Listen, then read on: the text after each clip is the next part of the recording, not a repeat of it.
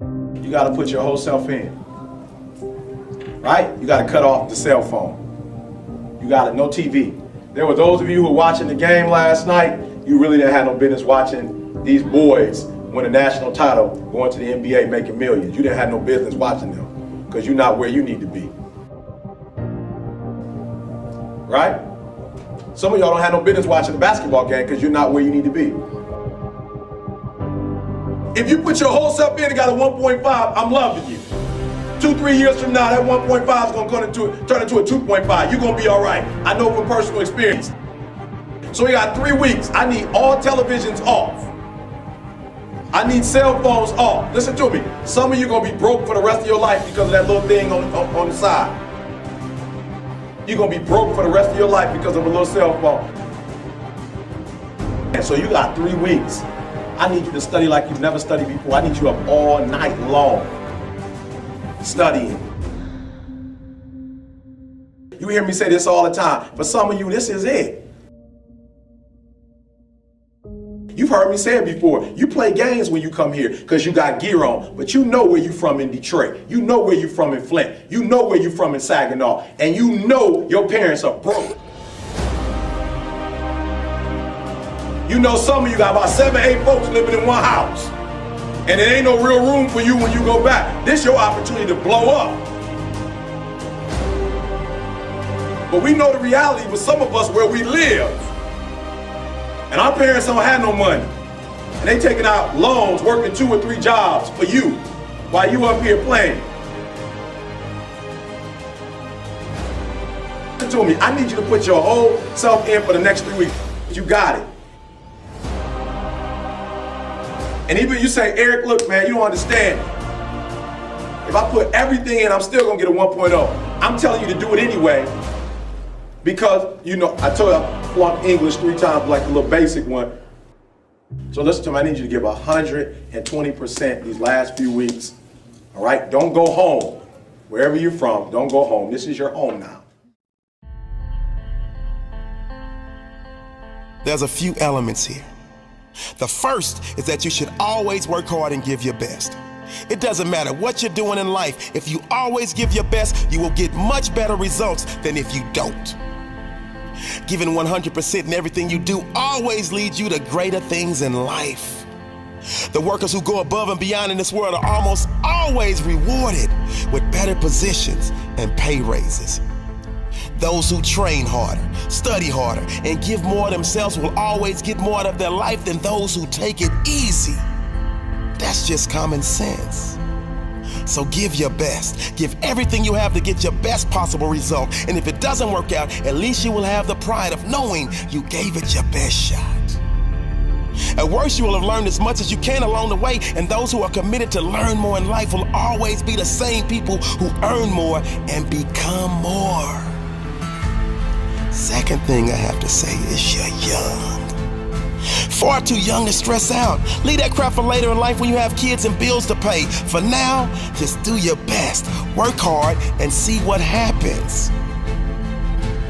Your path will reveal itself in time. When you really know what you want to do with your life, when you find something you must do, that is when you must lock in and say, this is it. That is when you tell yourself, I'm all in. One failed test doesn't mean jack in the real world. Do you know how many successful people fail tests in school? Every one of them. It's normal. But guess what? Those successful people didn't give up, and that is the key. They kept working on becoming better themselves, better in everything they do. See, when you get out on that field of life, no one wants a guy who passed every test. They want a guy who's willing to fight for his dream, the one who had the character to fight back after failing. That guy is much more valuable in the real world than someone with book knowledge. So work on yourself. Work on your education, yes, but work on yourself just as much. Build some mental strength. It's much more important than passing a test. You cannot win at life if you're losing in your mind. If your mind is strong, then your life will be strong.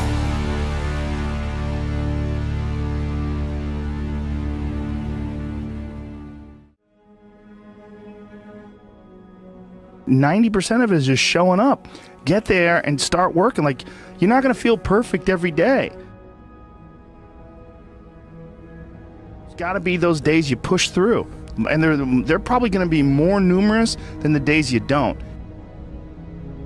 And so the benefit of discipline in my eyes has always been that through discipline, I get things done. Write down everything you want to do. This is what I want you to do. Write down what you would like to fix about your life. And then just, if you're 30 pounds overweight, you want to lose 30 pounds, do it the right way. Go start eating vegetables, monitor your calories, write down what you eat, exercise every day, force yourself to do it. The brain is the general, the troops of the body, and you get up and you do it. And then you get to write it down. Our bodies, for whatever reason, most people, their associations are to avoid anything that's uncomfortable. It's so illogical, because when you look at comfort and you look at success and progress and the feelings of accomplishment and of getting past certain hurdles in terms of like how you feel about life, a lot of those are connected to discomfort. Like, discomfort is your friend. It really is. Like, discomfort and not being happy and content with certain situations in life or certain feelings in life. One of the big problems is sitting down and doing the work.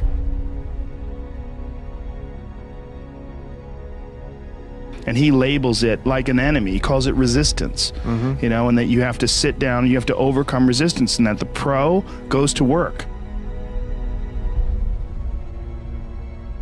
And it doesn't matter if you're sick, doesn't matter if you have kids, it doesn't matter what, you're a pro and you go to work. And that just, it puts it in your head that this is what I do. You have pride in that. And then when you are in front of that keyboard and you look down the count, it says put 1,000 words in, you're doing the work. Yeah. And out of that work, gems blossom. And it's about resistance that people feel when you should write, or you should paint, or whatever you should sculpt, whatever these things are that you pursue. And that there's this thing that comes up that tries to keep you from doing that. This resistance.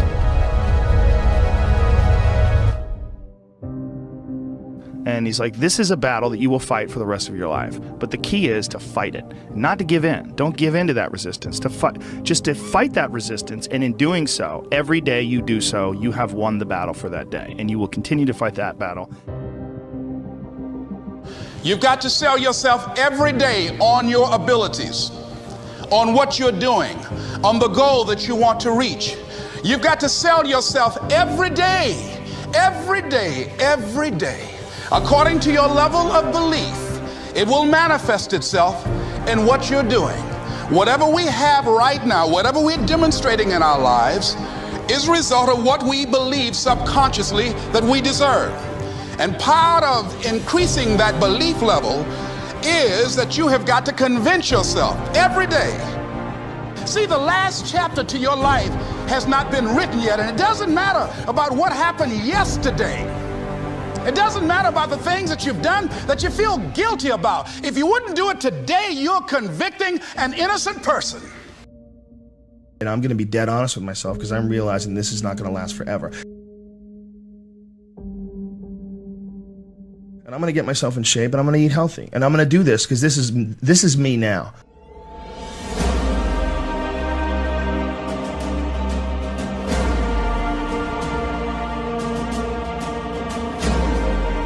I decide that this is me. And people have to realize that you are not your past.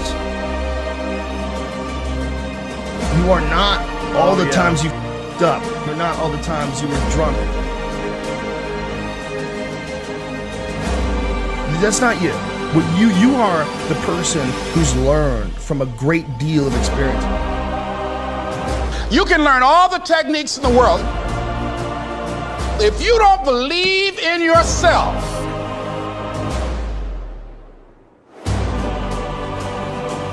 it won't happen for you.